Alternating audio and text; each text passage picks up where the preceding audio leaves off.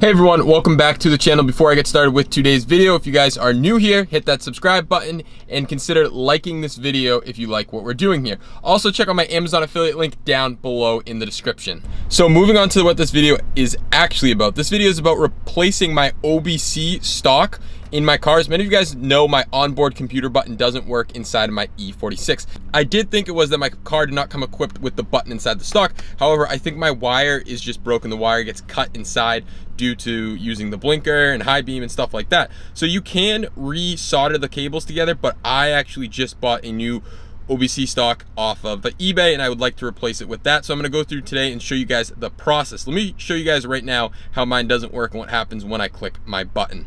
So let's see what happens when I click the button. My OBC button is right here, or the BC button. So BC button, clicking it, as you can see, nothing is happening. My clock is not currently set, so that's why it's like that. But that is what we're going to fix today.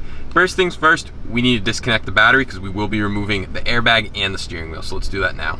So important thing to note, make sure that you put something down like a rag or a microfiber in between the lock where it latches for the trunk, just so nothing happens there in case you accidentally close the trunk. But now we're going to lift up this piece.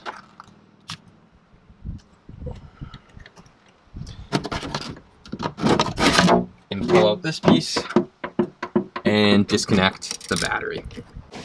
And then I like to put this piece,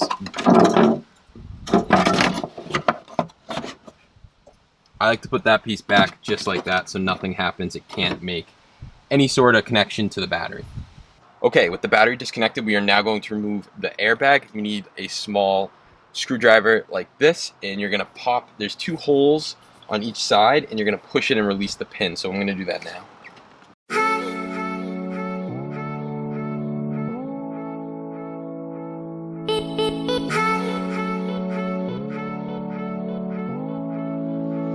With the airbag now out, flip it around. Again, make sure your battery is disconnected.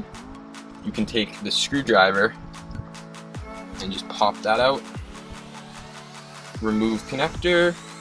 Do the same thing on the other side and set that in a safe place. We are now going to remove the steering wheel, and it is very tight and it looks like it's a 16mm socket. You might need an extension. I'm using a deep well with an extension.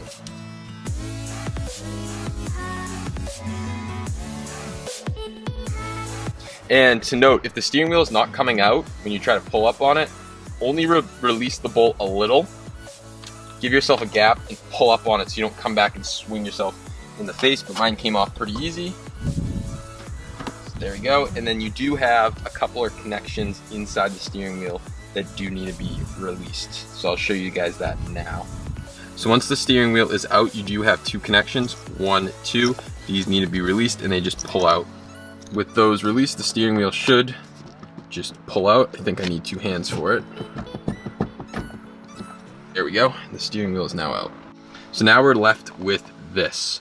We are going to have to remove this piece and this piece. This piece has a pin in it, I believe, that you push in. There's 2 pins at the bottom, and you push in and this piece will fall down. And then this piece has, I think, a screw up here maybe? Mine doesn't have a screw, but I think there should be a screw right here. And then we're releasing the actual clock spring, and this is where the OBC mounts to. So let's do that now.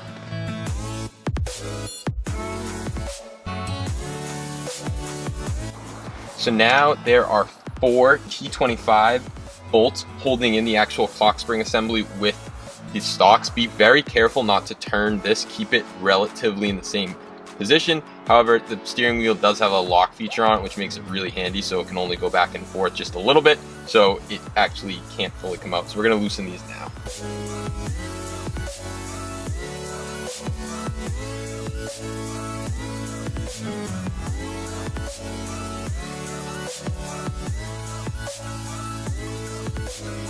Now it looks like there's a couple connectors. There's one at the bottom we need to release, one on the left-hand side, and one on the right-hand side. So I'm going to release those now.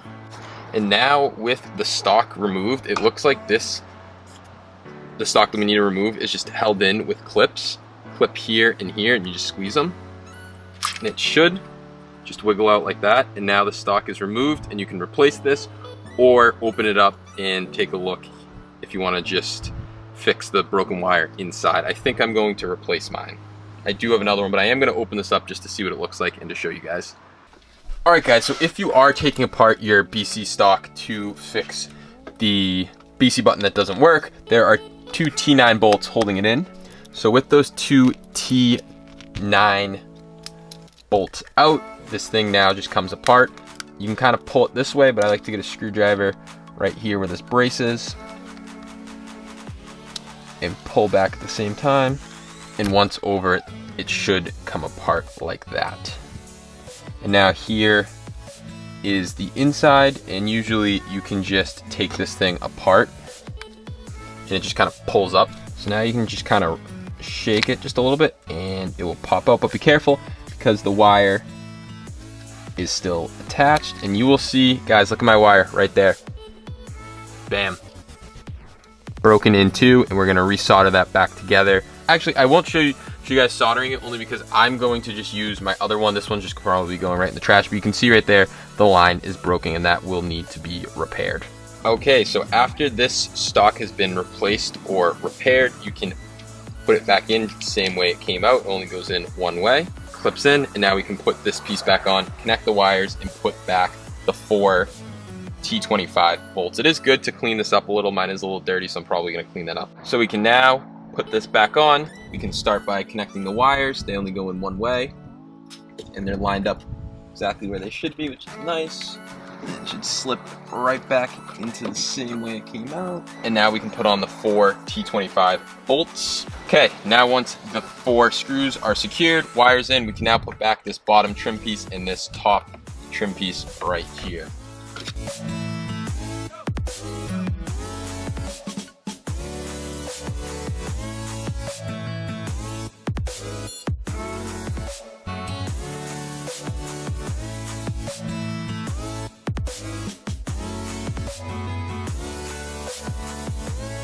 Okay, once that's all back together, all that's left to do is put the steering wheel back on. It's a pretty easy job.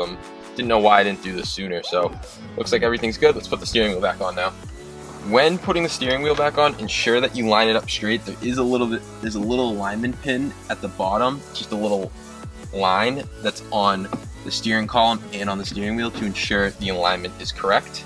We can plug back the cables in, and now we can tighten up the 16mm bolt holding in the steering wheel, and this needs to be pretty tight, so definitely make sure that's nice and tight.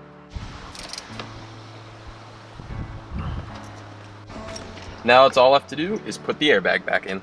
Now make sure that the airbag is facing the correct way, and this is a good little plug to say, make sure you guys get your airbag replaced, even E46. There is a Takata rebag air call for basically all E46s. You're probably getting them in the mail, and you get a nice new shiny airbag whether you have an M Sport steering wheel or not. So if you install an M Sport steering wheel, they're still required to take care of it. I need to get mine taken care of pretty soon once the dealers open back up. But let's connect the connectors. They only go in one way. Clicked in, and then orientate this the correct way and just push in. Nice firm push. Once the airbag's nice and secure, you can go reconnect the battery and see if it worked. Hey guys, now you can see that my BC stock is working. That should be the time, but I disconnected the battery.